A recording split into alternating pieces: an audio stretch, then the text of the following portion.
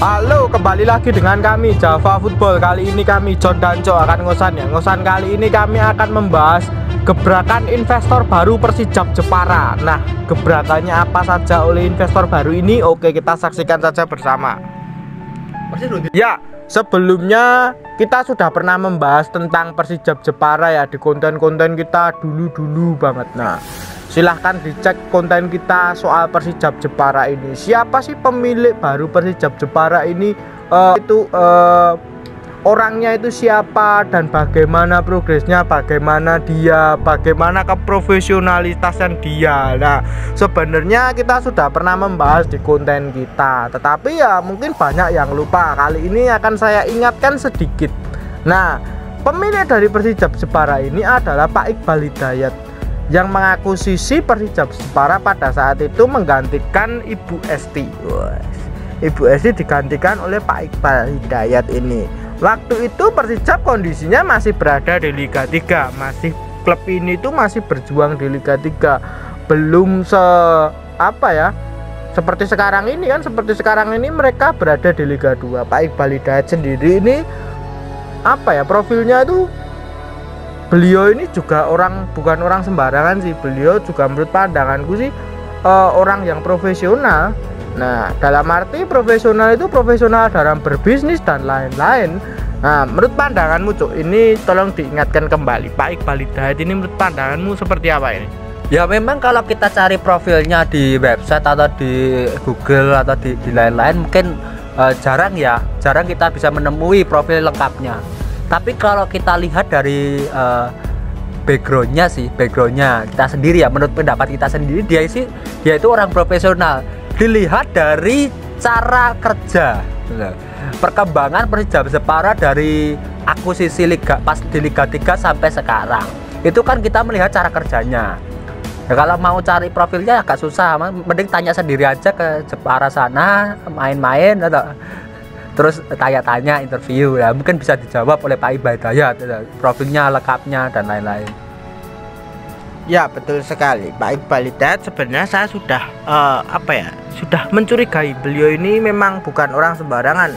Nah, beliau ini bukan orang yang cuma datang terus main-main gitu, bukan. Nah, soalnya memang progresnya dari awal sendiri, dari kontroversinya Persijap Jepara dulu waktu diganti nama Persijap Oasis sendiri ini, menurut pandanganku pun sudah, kok klub ini sudah mau dibikin seperti klub-klub ala Jepang itu ya, seperti Hyundai dan lain-lain ataupun Korea itu ya, dengan nama merek sponsor. Ini menurut pandanganku bagus sih, walaupun itu menimbulkan kontroversi di Indonesia ya. Memang sih kalau yang baru-baru itu kan pasti menimbulkan kontroversi di Indonesia, itu pasti. Bali United dulu waktu kehadirannya pertama kali menimbulkan kontroversi.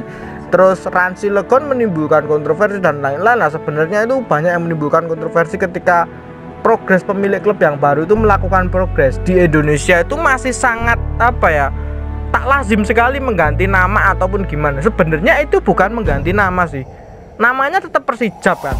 Persijap kan artinya Persatuan Sepak Bola Jepara kan, Persijap. Nah, kan ada Jeparanya tetepan. Nah, tinggal ditambahi oleh pemilik klub ini menjadi Persijap Oasis kala itu ya. Lah, menurut pandanganku, berarti sponsor tersebut itu mau investasi besar di klub Persijap Jepara ini. Berarti ini pemilik klubnya ini memang sangat hebat sekali dalam menggait sponsorship itu. Bahkan klub Liga 2 loh, bukan klub Liga 1 loh. Ya mungkin karena masih belum pada bisa menerima kenyataan tersebut. Di Indonesia itu banyak terjadi penolakan, banyak terjadi pro dan kontra. Menurut pendapat saya pribadi, itu sebuah kemajuan dalam sepak bola Indonesia ya, sebuah kemajuan dalam kemodernitas. Ya mungkin banyak yang menolak kemodernitas, tapi juga kita harus berkaca kepada dahulu itu seperti apa sepak bola Indonesia itu. Bahkan sangat hebatnya, gilani sekali lah. Sponsori angel, apa-apa angel. Nah, itu mendapat anugerah seperti itu ya sebenarnya harus bisa disyukuri. Menurut pendapatmu Cuk, kala itu waktu mengganti nama itu gimana? Walaupun akhirnya nggak jadi ya, itu cuma mungkin mungkin uji coba atau gimana. Walaupun sekarang sih namanya tetap Persijap Jepara, hanya saja mempunyai sponsor besar ya, bernama Oasis. Mungkin jarang sekali kita mendapatkan klub-klub Indonesia itu apa ya, dimiliki atau disponsori oleh produk tunggal ya. Rata-rata itu ya bajunya seperti motor balap, tank trempel sponsori ya. Tapi kan Persijap Jepara ini di Liga 2 bisa menggebrak ya ekosistem yang baru ya. Nah, dia bisa menggait sponsor elit nasional ya dengan ya apa ya, mungkin ya kemungkinan dananya juga besar, maksudnya investasinya, karena memang sponsornya itu besar di tengah. Nah ini kan luar biasa ya. Ya betul sekali ya, itu sangat luar biasa bisa menjadi sponsor utama itu. Nah yang kita bahas itu bukan lagi apa ya, soal itu tadi kita hanya mengingatkan, hanya flashback saja. Sebenarnya saya juga sudah curiga pemilik klub ini juga memang benar-benar serius menangani tim Persijap Jepara ini, bahkan membawa klub ini naik ke Liga 2 dan lain-lain, itu sangat serius sekali. Nah akhirnya Persijap Jepara ini kemarin itu posting bus barunya. Wes, klub Liga 2 punya bis baru loh, klub promosi loh ini, bukan klub apa ya, udah lama itu kan ya, walaupun Persijap itu sejarahnya melalang lintang di Liga 1 dulu, tapi kan klub ini dulu berada di Liga 3 tapi berstatus promosi ke Liga 2. Ini membeli bis yang baru, tak mau kalah dengan klub-klub Liga 1. Ini menurut pendapatmu gimana, Cuk? Ya, Persijap Jepara akhirnya berprogres ya. Setelah progres pertama itu promosi dulu ke Liga 2. Progres kedua ya sponsor itu yang besar itu ya, elit ya, Oasis itu. Terus yang ketiga bus baru. Wah, ini kan lagi tren di Liga Indonesia ya, atau di Liga 1 ya. Klub-klub Liga 1 pada pamer bus baru. Tapi Persijap walaupun di Liga 2, walaupun statusnya promosi di Liga 2, ini juga nggak mau kalah. Nah ini bisa menjadi contoh bagi klub-klub Liga 2 yang lain yang masih belum berprogres dalam fasilitas. Ya betul sekali, yang saya kritik ini loh ya, yang saya kritik klub Liga 2 ketika mereka itu mempunyai bis baru, itu kita apresiasi. Klubnya kan masih berada di Liga 2, apalagi klub Liga 2 membangun fasilitas, itu sangat kita apresiasi sekali. Ngopo kok klub Liga 1 ora dibahas? Wah, klub Liga 1 ora dibahas nek di bis. Contohnya itu kemarin itu ya kita itu tidak tutup mata, kita itu tahu Persela punya bis baru kemarin kan. Nah, kenapa nggak kita up ataupun nggak kita naikkan beritanya? Kalau klub Liga 1 mungkin itu hal yang biasa ya bagi kami.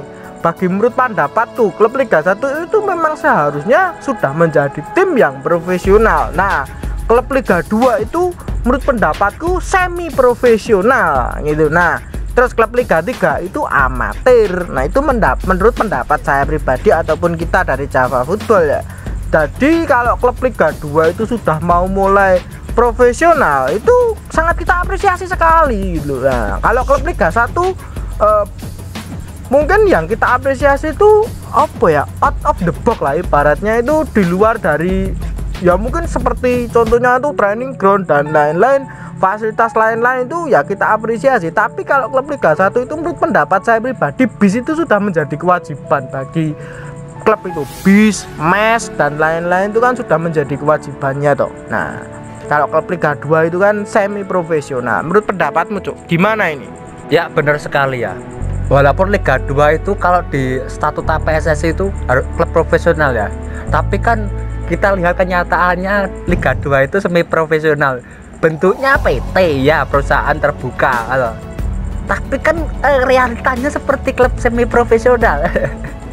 Ya kalau memang Liga 3 itu bener amat ya, memang wajar lah. Kalau Liga 2 ini di statuta itu profesional tapi kenyataannya semi profesional. Ya setengah-setengah lah, ya dibilang profesional ya enggak, dibilang amatir ya enggak, ya wes tengah-tengah ya, semi profesional.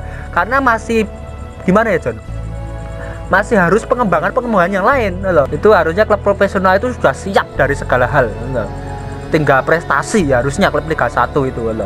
Contoh lah Persijap Jepara ini, dia di Liga 2 sedikit demi sedikit membenahi aspek-aspek fasilitas dan lain-lain.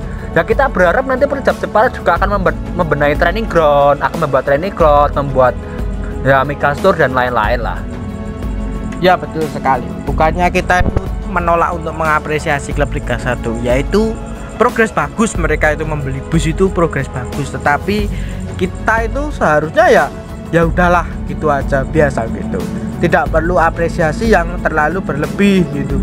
Sedangkan kondisinya kan berbeda gitu loh. Ibaratkan itu kita itu di apa ya, Liga 2 itu kan klub yang di fase klub susah gitu. Maksudnya untuk sponsor dan lain-lain itu juga sangat susah. Kita itu berbeda gitu. Liga 1 itu sangat gampang sebenarnya mendapatkan sponsorship, mendapatkan rating TV juga gitu loh.